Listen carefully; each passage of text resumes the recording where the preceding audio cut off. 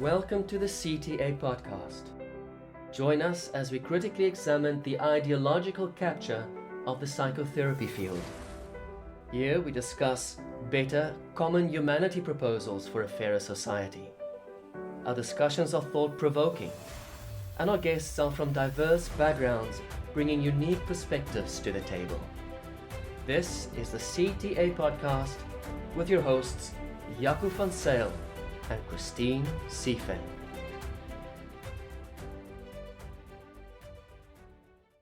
Welcome, everybody, to the Critical Therapy Antidote podcast. It's good to be with everybody today.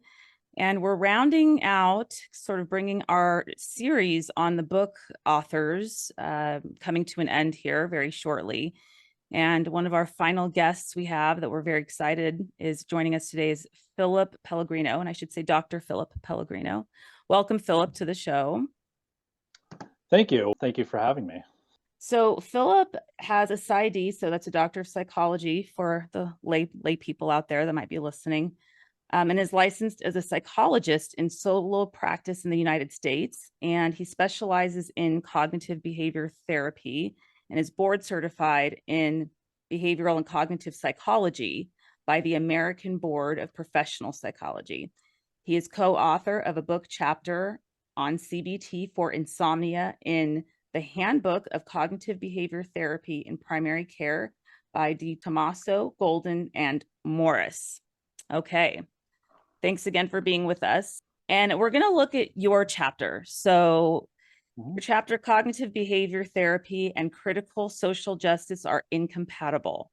So I found your chapter to be very significant to me personally as a practitioner, and also as somebody who has been consulting with a lot of consultation groups about what is coming up in consultation rooms with licensed therapists discussing their cases, their clients, and how to, guide them when they want a bit of a peer supervision from their colleagues. So some of the examples you actually have in here have almost quite literally happened in some groups that I know of that are going on. So it just took me aback because, of course, this was like reading something that was a phone call, a conversation I recently had with somebody. So yeah. I'm particularly excited for you to kind of talk a bit about this, but let's kind of start at the beginning, because I think that you make a statement here that sort of sums up the entire CBT and critical social justice issue in one very profound sentence. And I'd like you to expand on it, if you will. So you wrote about, in second paragraph here, CSJ suggests that current models of psychological treatments are invalid when applied to minorities and other oppressed groups, which is a huge group of people that we're talking about. If we say that that CSJ has now rendered them invalid. According to CSJ, they're invalid because they believe them to be socially constructed by the dominant culture group, cis hetero white males, and are likely to perpetuate racism, sexism, homophobia, Islamophobia, and transphobia. So if you could just maybe expand a little bit on what you mean by that, especially for the lay people that listen to the show that don't have as much background and knowledge as you may have in practice. Yeah, it's a great question. So when you think about what critical social justice says, it really says that almost everything in our culture is tainted by European colonialism, what they might refer to as whiteness, and that this is like an inescapable thing even for institutions. So you just kind of expand that to include any research that is being done by institutions, any scholarship that is being done by institutions historically in the dominant culture. So it almost kind of negates that, says that all our conclusions that we are drawing from, research that started back into the Enlightenment, that we can draw upon human behavior, human suffering, understanding the human condition, that all of that is going to be done through this sort of lens of whiteness or lens of European colonialism. So therefore is unapplicable to people that somehow would not fit into that dominant culture or be considered white people. Mm. So I'm interested to know, because CBT specifically, cognitive behavioral therapy, is your specialty. You're board certified in multiple ways, to perform this. So my kind of assumption here is that you may have seen this becoming problematic before the rest of us did. And so I just wanted to get a sense from you of when you saw kind of that infiltration of the critical social justice ideology, kind of zapping, the CBT model, and when you first saw that it might be a problem, because again, just being so close to that material yourself, I imagine you saw this long ago. Yeah. So let me kind of answer that in some different ways and kind of maybe Sure. even expand more on your first question. So sort of like if we take just a basic behavioral principle, Yes. say that something that gets rewarded is going to be repeated, or a behavior that gets rewarded is going to get repeated over time. So I would believe that that is not culturally relevant at all. That is that the reinforcement or what gets rewarded may vary by culture or by upbringing or where you end up, but that that is universal, right? So critical social justice would kind of say that that's not universal, cannot be universally applied, Yes. even though they might not be looking at that specifically, but just because it was born out of dominant Western culture, right? So, so you take that, and so there's kind of a couple things here because in retrospect, this started earlier when I look back, but when I really became aware of things was on a professional listserv, a professional cognitive behavioral listserv. So these are people who, not the board certification, but who have proficiency in cognitive therapy, in an organization that was founded by Aaron Beck and Robert Leahy used to run this organization. So giants in the CBT field. And there was somebody on the listserv who said something that I can't have my African American client do exposures because they might get killed. Wow. And so I inquired, I was like, do they live in a neighborhood? Is there like a safety issue, say going to a park? Because I guess it was contamination exposure. So it was like going to a park where there's a lot of dirt, etc. And I was like, is this park like is there a safety issue at this park? And this clinician said, no, the concern was fear of being murdered by police and white people. That this would be a reason the person couldn't participate in an effective treatment that would help them in their lives. And I received pushback not only from her, but from other people on the listserv. Big note, I also received back channel support from a number of people who would not speak out on the listserv. And this was really when I was like, wow, even psychologists, people that profess to believe in the type of treatment that I utilize, that I believe is very effective. I mean, I'm sure it has its flaws, but it has been known to help many, many people across cultures, across races, across genders, that they are being consumed by something that's not even true. that African Americans are that unsafe leaving their own house, walking down the street. So she's just like feeding into the anxiety disorder. She like literally would be making this person worse. And then robbing them of an effective treatment. So let me ask you this, and I want to stay in line with what we've just discussed. So according to CBT, what is considered health and what is considered pathology? What is how does health look as opposed to sickness? Excellent question. That's a good question. How long do you have? Just in principle, we're talking about therapy here. We're talking about CBT as a modality of therapy. And we're comparing what CBT does in terms of therapy versus what CSJ claims to be therapeutic. So let's see, according to CBT, what is healthy and what is unhealthy? Yeah, so I would say that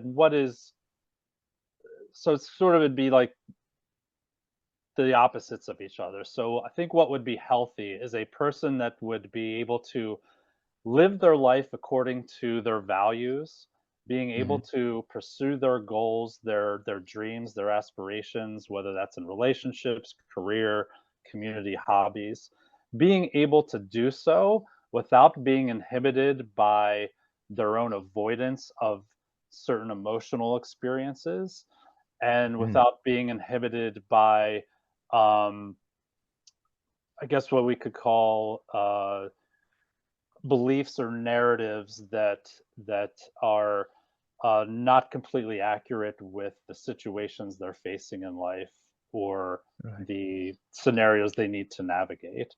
So maybe, in other words, being able to be flexible in how they address things in their life, the different Mhm. um, obstacles that they might find Right. that lie in their path, and being able to find different ways to problem solve and navigate that, so they can continue to have effective relationships, be effective in the pursuits that they have. So unhealthiness would just kind of be the opposite of that. That would be being bogged down in unhelpful narratives about themselves, unhelpful narratives about the world and other people, or consistently avoiding things that are uncomfortable or difficult or challenging. So kind of being Mm. inhibited in pursuing their values and their goals. Right. And we're also bringing in irrational beliefs here. Hmm. Irrational So beliefs and irrational lack of beliefs, learning how to cope with daily stressors, right? Just daily right. life coping skills, right? Yeah. So that's where the cognitive and the behavioral aspects come into cognitive behavioral therapy. There are irrational beliefs around certain realities. And because of those irrational beliefs, people behave in certain ways that are not necessarily conducive to flourishing. Yes, I would say that. I know exactly what you're saying. I've kind of moved away from irrational. Okay.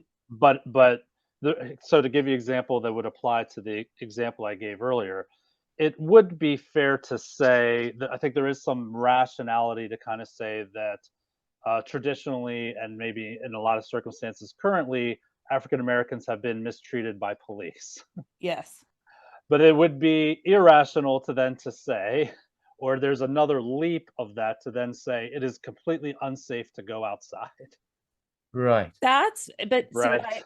that's what I Mm. appreciate though about this idea of experiential avoidance, because it doesn't really label a belief as being irrational if we wanted to stay away from that word, but does say a whole lot about an avoidance of a potential experience. That experience is what somebody has created, is a thought that they may be running into something. They may run out to the park or whatever, like this one client, and get shot. Yeah. So rather than say that's an irrational belief, right, there's this idea of it, an experiential avoidance, where the person's trying to avoid a particular feeling or experience that they've created around a thought that may or may not be true, where then you also talk about how experimenting your hypothesis with your hypothesis, testing, reality testing your thought becomes important. Yes, exactly. So they never get to, develop new learning, which is what CBT is all about, is new, like, understanding that it is mostly safe for them to be in that park or that scenario, that through repeated exposures their brain learns something new. And if you're avoiding things, or Mm-hmm. constantly being attached to some belief that kind of gets you to avoid or inhibits you from maybe experiencing something new, you never create new learning. So then you never grow, and then you're never able to pursue things that are of value to you. Yeah. I really like the way you set out the rest of this chapter. And just like Christina just mentioned, you set out 4 principles, CBT principles, according to which you test whether critical social justice is actually therapeutic. Yes. And the first one, like Christine just said, was experiential avoidance or emotional exposure, avoidance of certain certain experiences that, because of that, keeps the person stuck in their dysfunctional beliefs and behaviors. So that's the first one. The second one was attentional bias. Third, functional contextualism. And then lastly, emotional schemas. So according to experiential avoidance, maybe you can just give us a brief summary of what you mean by experiential avoidance, and how about we compare it now to critical social justice, how critical social justice succumbs to this irrational belief. Yeah, great question. So experiential avoidance would simply be, it could be avoiding anything that's external that one finds that they do not want to experience or is uncomfortable or negative in some way. And it could also be internal, so trying to suppress one's own thoughts, suppress one's own emotions, really kind of this like move towards just trying to be comfortable all the time. So I don't want to feel this anxiety. I don't want to feel this sadness. I don't want to face the loss of a loved one, or I don't want to face the anxiety of embarrassment in giving a speech or a presentation of some kind. So experiential avoidance would be, even, it doesn't necessarily have to be like I'm not giving the speech. It could even be during the speech, there's little moves or gestures to try to like maybe control or manipulate the situation or one's thought processes to try to reduce anxiety or discomfort. Yeah. So when it comes to critical social justice, they would promote something, say an easy example is safe spaces, or Yeah. we need time away from this thing that makes us feel uncomfortable. So we're going to create this space where we don't have to deal with that. Or trigger warnings. This is a warning about something that's going to make you feel uncomfortable. Or even just deplatforming or censoring speakers because we don't want to hear something that might change our beliefs or make us think differently about something, because usually when we change our beliefs, there's a lot of dissonance and a lot of discomfort, and it's just easier to avoid and kind of put our fingers in our ears and act like Yeah. we don't hear it. And it's such an easy excuse. This person's talk or this person's comment made me feel uncomfortable or made me feel unsafe. And it goes, when I was saying earlier, and I have to share this example because it very much aligns with this, where this peer consultation group of a colleague of mine was calling me to say that somebody that was in a staff meeting heard something that could be labeled as a microaggression, right? This idea of microaggressions now has become so popular. And the advice the therapist gave, right, rather than exploring why that comment, was so bothersome, what are other, reasons why that may have been said, and why does it matter altogether? Does that person's opinion matter of you at all? I mean, there's all these, different ways to have gone explore this, but instead of doing that, the answer was, okay, great. Let me empower you by telling you to go straight up to HR and go report this person, and this person is making these kinds of comments that are, attacking and verbally, distressing and creating an unsafe work environment. That was in practice, okay, and taking this from an academic point of view and putting it in practice, day-to-day practice. That is what the social justice warrior-minded therapist is feeding into their client, versus what CBT would say, which is, again, the series of questions I ask. Maybe explore what the comment meant, why that comment seems so powerful. Does this person hold that kind of power over you anyway? And why is this so significant, right? There's something there. Yeah. Yeah, so like a great example I was just thinking of earlier today is, so this sort of term, don't ever ask. So this would be like, let's experientially avoid the question, where are you from? So a person that, let's just say somebody that looks, they're from the Middle East, and somebody asks them where are they from? Well, to your point, that could be taken in many ways. Yes, one possible way is the person is being sort of belittling and racist and kind of like, why do you think you should be here or something? Sure. But there's also 1,000 many different ways to take that same statement And Mm. so instead of teaching people how to navigate that, like either looking for information or asking questions or just generally giving people the benefit of the doubt when it comes to that, that then we just need to censor everybody. Mm. Like we need to Yes. train people, so they would tell a white person to never ask that question. Yes, and I am from the Middle East, so it's interesting that you use that example. And I do get asked where I'm from, and you're right. I'll say personally from my own experience, you're right. There is a couple of ways. Sometimes the question is, are you from Southern California, which is where I live now? Sometimes Yeah, the question is, were you born and raised in this country? And sometimes the question is, what's your ethnic just background? I mean, where your whomever your ancestors are. that's So right. it doesn't and I'm just going to say that I love to tell people that I'm from the Middle East and I love to talk about it. So when Yeah, I hear that this is something that is, frowned upon, that we're not supposed to be doing this, I personally, not to make this about me, but I am for this 1 minute going to say that, that shuts down an opportunity to have a really enriching and valuable conversation with somebody and to really tell Yeah. somebody a bit about who I am and how I, think in my own kind of story of narrative of living in this country, which is very different than other Middle Eastern women. So that is that's where I, it's very bothersome.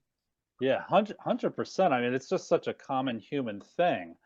I mean, I ask all my clients because I want to contextually understand where their life trajectory is. Yes. Uh, so I don't know how familiar you are with research by Crick and Dodge. It's some older research about hostile attribution bias, mostly with Yes. people with like Yes. conduct disorder. But the general idea is that they would generally perceive normal everyday communication as being overly hostile or aggressive Yes. when it was more ambiguous. And this model, the critical social justice model, is teaching people to see just daily interactions as hostile, as simple Yes. questions and simple gestures and saying as very hostile. I watched a video the other day of Peter Boghossian. I'm sure we're all familiar. Mm. Most Yes. people, listeners, would be familiar with him. He was setting up one of his experiments, and it just asked the question. I can't remember the specific question. It was something about are there two gender? Are there only two genders? And this was taken by a crowd of people at this particular university as like a hostile thing. Just the question. So in CBT, we would, if I had a transgender client who saw that, I would try to teach them how to navigate that. That doesn't negate who they are as a person, just asking a question, and that Hmm. even if somebody didn't believe what they believed, that it doesn't mean that person is hostile to them or that needs to be avoided in some way, that they could actually maybe even be friends with that person. Sure. Right. Mm. Yeah. So these irrational beliefs, the catastrophization, the overgeneralization, the Hmm. mind reading, that is just an integral part of critical social justice. There's virtually nothing therapeutic about it. Yeah, I was just gonna say it reinforces the opposite of everything that CBT has said is would lead to your question, to being unhealthy. Yeah. Yeah.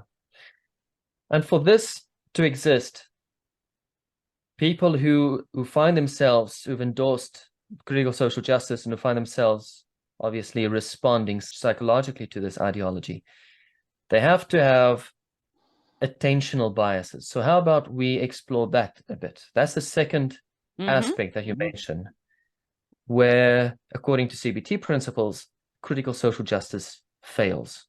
How about you elaborate a bit on that? Yeah, uh, so the idea of attentional bias is that through learning experiences,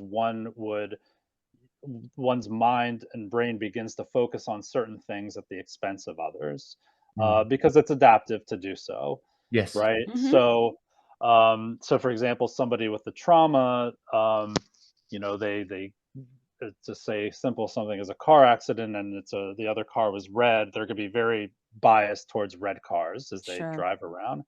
So in critical social justice, we are teaching people to attend to certain things as problems that may not inherently be problems. Because to that trauma victim, red cars aren't threatening, Mm-hmm. like just because they're red.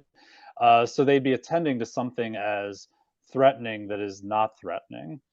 And in this model of therapy, it's kind of treating, white people as generally threatening, or as sort of Right.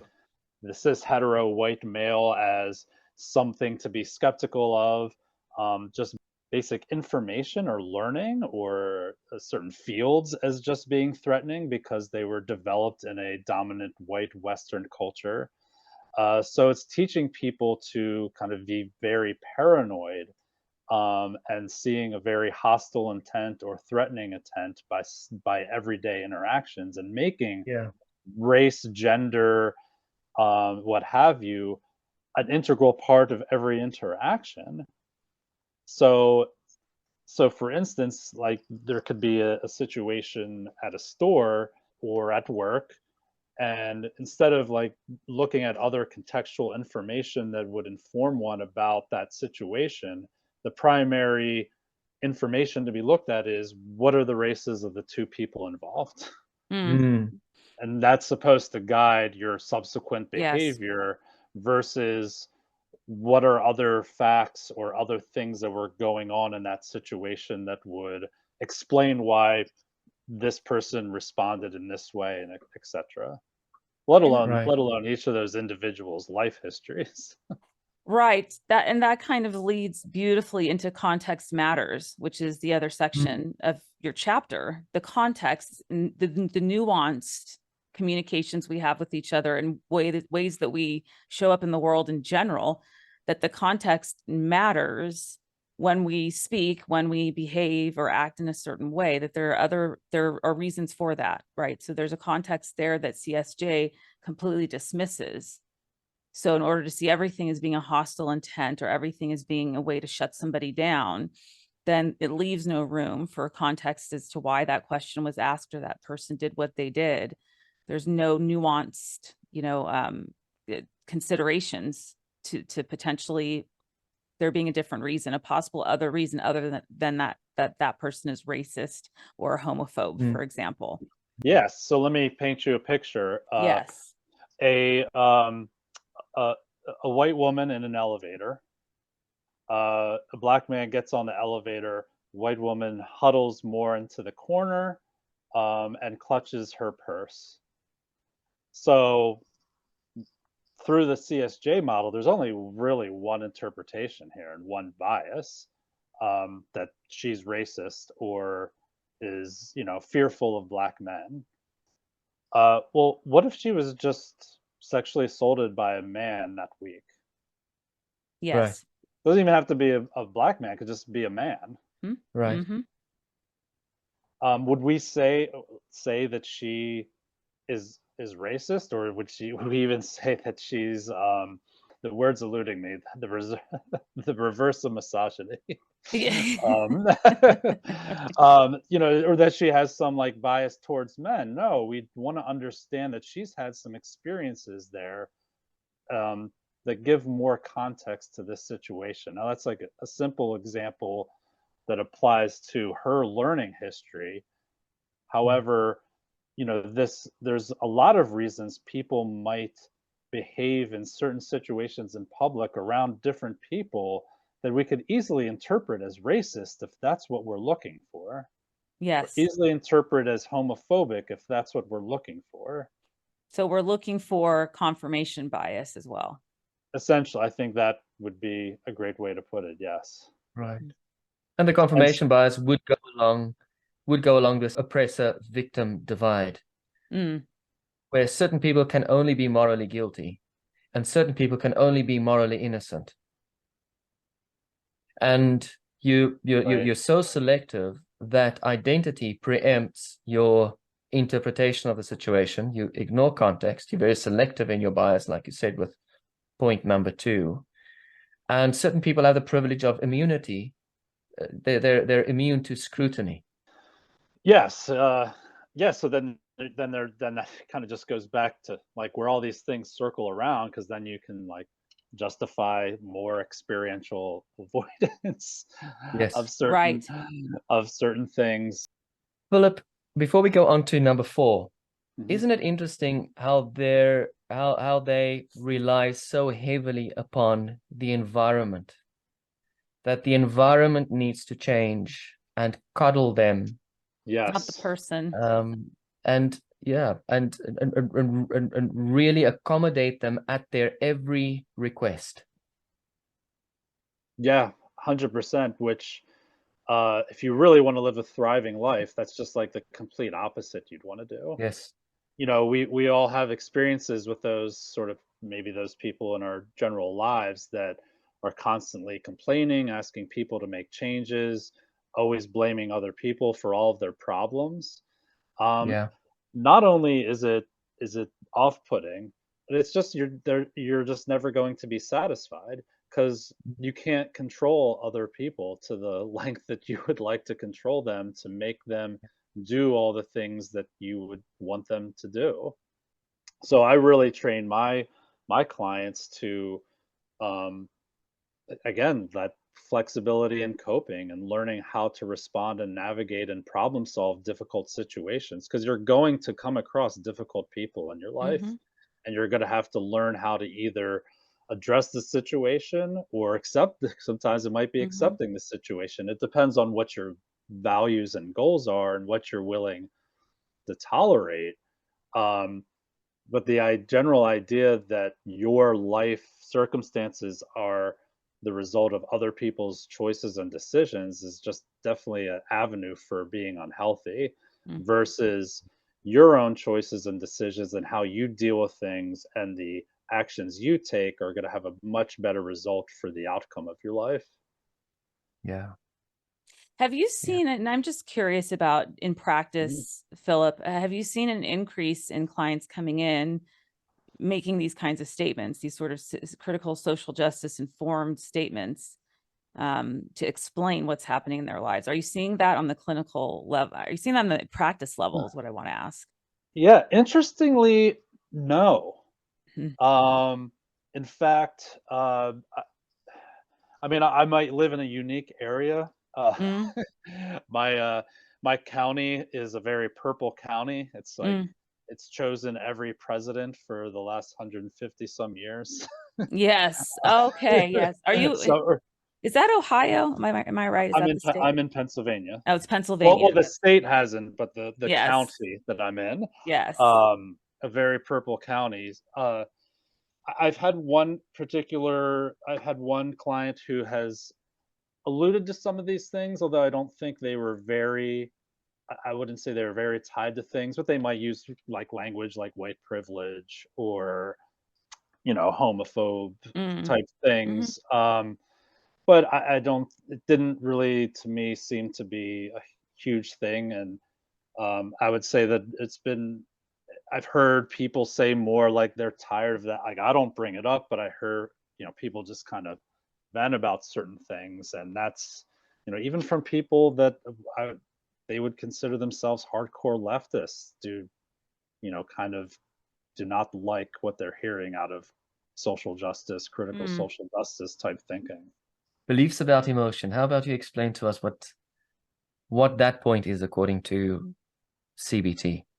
Yeah. So it's sort of this idea of like a metacognition, or this Yeah. belief that how does one see emotions? So sort of like a Mm. traditional, like maybe an unhelpful traditional view of emotion, like particularly with men, might be that, showing crying is a sign of weakness. That would be an example of a belief about an emotion, or that anxiety cannot be handled, Mm. or I need to be strong for those people around me, say after the loss of a loved one.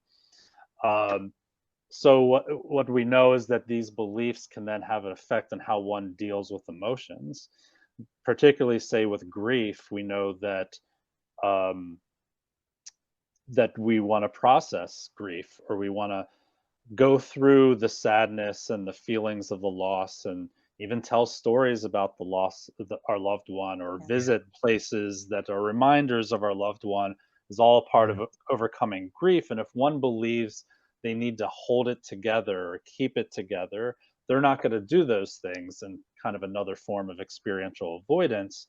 However, if one believes that I shouldn't feel anxious or shouldn't feel sad, they're going to start developing life patterns to avoid those naturally occurring experiences. Mm. And so in critical social justice, that's just their MO, is saying you shouldn't be made to feel uncomfortable. So You we're need, creating just groups of very fragile people. yes, Right. exactly. You need a safe space. This is too, you constantly hear them say things like, I'm exhausted. uh, Mm. as if they should be free from any kind of stress or any kind of hardship of any kind.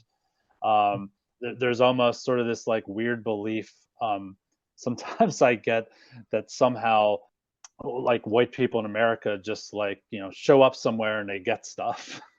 And or like, and things are just like a breeze, that there's like things are Yes. set up just for things to be easy.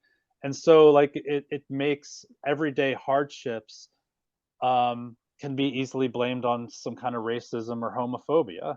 The bias goes towards, I'm feeling anxious, it must be because of all the racism I've been experiencing. Yes. Which I'm is so interesting, because in parts of this country that are all white, some of the poorest parts of the country are all white.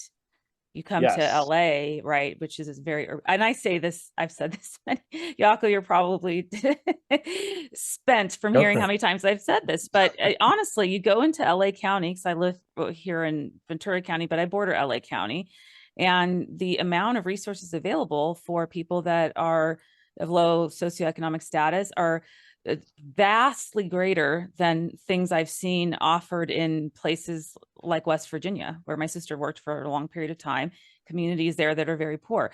So in actuality here, there are more resources for poor Black people than there are for poor white people in another part of this country.